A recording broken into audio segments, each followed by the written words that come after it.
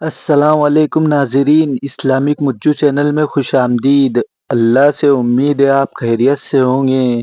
آج میں آپ کے لیے ایک ایسا فائدہ مند وظیفہ لایا ہوں جو آپ کے گھر میں محبت پیدا کر دے گا۔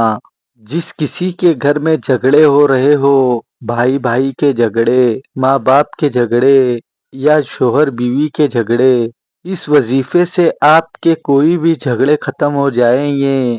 بس یہ وظیفہ دل سے اور اللہ پر یقین رکھ کر کرے، اور یہ وظیفہ پورا سنے بنا نہ جائے، کیونکہ آدھا ادھورا کام نقصان دہ ہوتا ہے۔